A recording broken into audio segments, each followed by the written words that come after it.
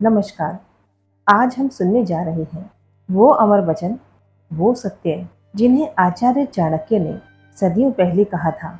उनकी बातें केवल शब्द नहीं, बल्कि जीवन का आईना है। आइए दिल को छू जाने वाली उन नीतियों में डूबते हैं। माता पिता वह छाया है जिनके बिना मनुष्य की जड़ सूख जाती है। जो पुत्र उनका सम्मान करता है, उसके जीवन में कभी अंधकार नहीं आता। सोचिए, जब हम छोटे थे, माता पिता ने बिना थके हमें संभाला, लेकिन आज जब हम बड़े हुए हैं, क्या हमने उतना ही प्रेम लौटाया? चाणक्य कहते हैं, माता पिता का सम्मान करने वाला कभी पतन को नहीं देखता। सच्चा मित्र वही है जो दुख के समय कंधे से कंधा मिलाए। सुख के समय तो हजार लोग साथ होते हैं, लेकिन दुख में जो टिके वही सच्चा मित्र है। चाणक्य कहते हैं, ऐसे मित्र को कभी मत खोना, क्योंकि वह ईश्वर का ही रूप होता है। समय का चक्र सबसे तेज है। समय राजा को भिखारी बना देता है और भिखारी को राजा। लेकिन समय को जो पहचान लेता है, वही जीवन में विजयी होता है। याद रखिए, आज का एक क्षण कल की पूरी दिशा बदल सकता है। ज्ञान दीपक है। अंधेरे में दिया जलाने से केवल घर रोशन होता है, लेकिन ज्ञान जलाने से पूरा जीवन उज्जवल हो जाता है। चाणक्य कहते हैं, धन खो जाए तो फिर मिल जाता है, परंतु ज्ञान खो गया तो जीवन अंधकार में हो जाएगा। धन वही है जो योग्य हाथों में दान हो जाए।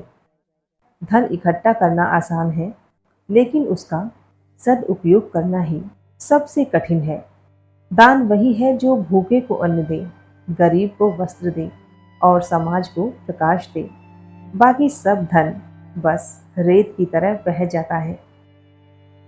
मनुष्य चाहे जितना भी बड़ा क्यों न हो जाए, अंत में 2 गज जमीन ही चाहिए। चाणक्य का वचन हमें झकझोर देता है, राजा हो या रंग, अंत सबका एक सा है। तो क्यों ना जीवन में अभिमान छोड़कर धर्म और भलाई का मार्ग पकड़ा जाए। गुरु दीपक की तरह है। शिष्य अगर बाती है तो ज्ञान ही उसका तेल है। गुरु के बिना जीवन अंधकार है। चंद्रगुप्त मौर्य अगर सम्राट बना तो उसके पीछे चाणक्य की शिक्षा ही कारण थी। इसलिए कहते हैं, गुरु वही है जो अज्ञान के अंधकार को काटकर ज्ञान का सूरज दिखाए। पाप छाया की तरह है, वह तुरंत दिखाई नहीं देता। पुण्य सुगंध की तरह है, जो दूर दूर तक फैलता है। मनुष्य सोचता है कि पाप छुप जाएगा, लेकिन पाप कभी छुपता नहीं। वह समय आने पर उसी के पीछे पड़ जाता है। और पुण्य पुण्य कभी व्यर्थ नहीं जाता, वह व्यक्ति को अमर कर देता है।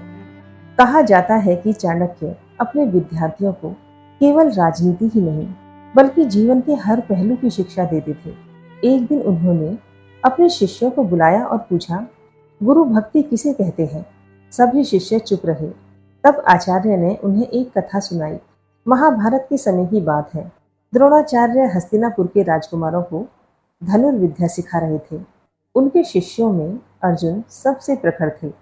उसी समय एक आदिवासी बालक एकलव्य द्रोणाचार्य के पास आया और बोला, गुरुदेव, मुझे भी धनुर्विद्या सीखनी है।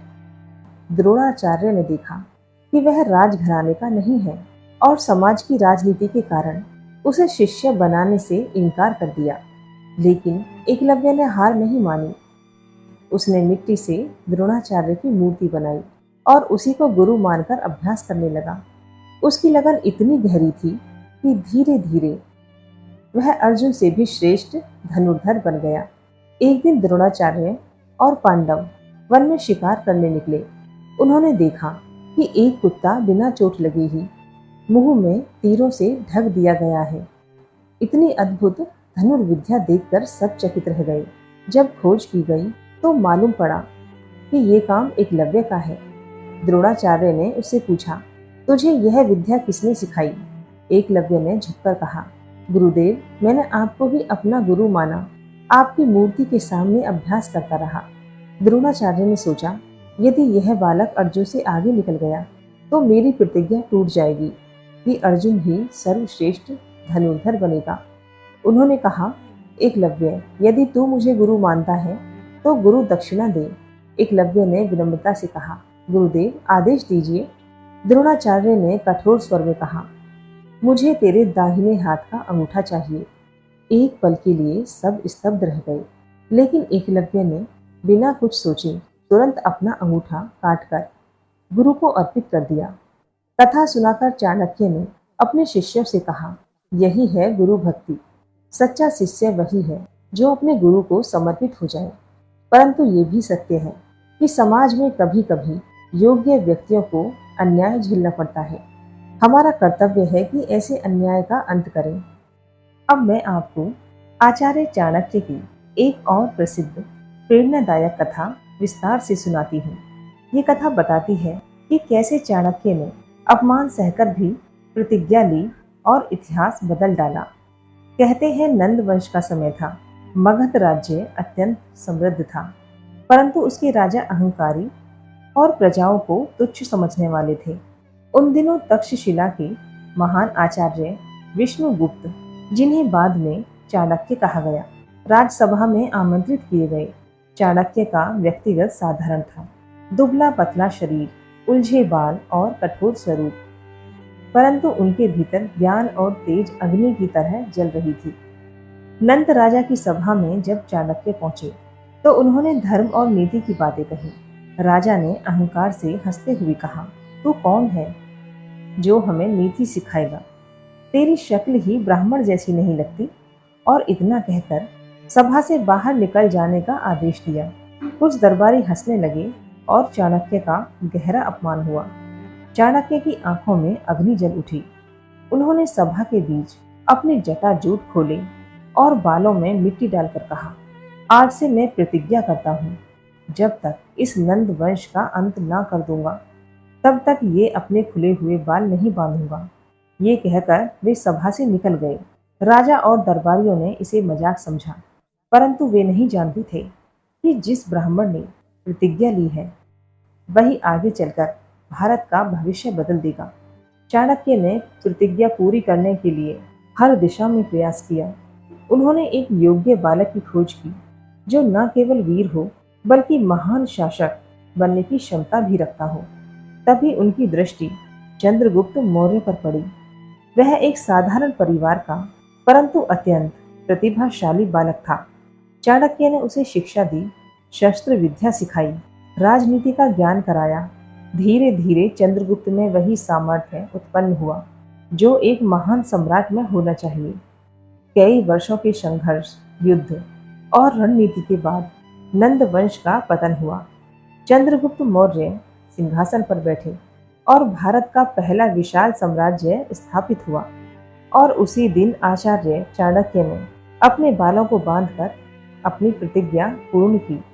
ये कथा सुनाकर आचार्य चाणक्य अपने शिष्यों से कहा करते थे, अपमान चाहे जितना भी बड़ा क्यों न हो, यदि उसे धैर्य और संकल्प से सहन कर लिया जाए तो वही अपमान इतिहास बदलने की शक्ति बन जाता है। चाणक्य की यही प्रतिज्ञा केवल एक बदले की कहानी नहीं, बल्कि संकल्प, धैर्य और अटूट इच्छा शक्ति का प्रतीक है। इसी प्रतिज्ञा ने भारत को चंद्रगुप्त जैसा महान सम्राट दिया और इतिहास की दिशा मोड़ दी। दोस्तों, आचार्य चाणक्य की यह कथा हमें सिखाती है कि अपमान से टूटना नहीं चाहिए, बल्कि संकल्प बनाकर उसे इतिहास बदलने की शक्ति बना देना चाहिए। अगर आपको यह प्रेरणादायक कथा अच्छी लगी हो तो इसे लाइक और शेयर करना ना भूलें, ताकि यह ज्ञान और भी लोगों तक पहुंचे। और हाँ, ऐसी ही और अद्भुत प्रेरक कथाएं सुनने के लिए हमारे चैनल को सब्सक्राइब ज़रूर कीजिएगा। धन्यवाद।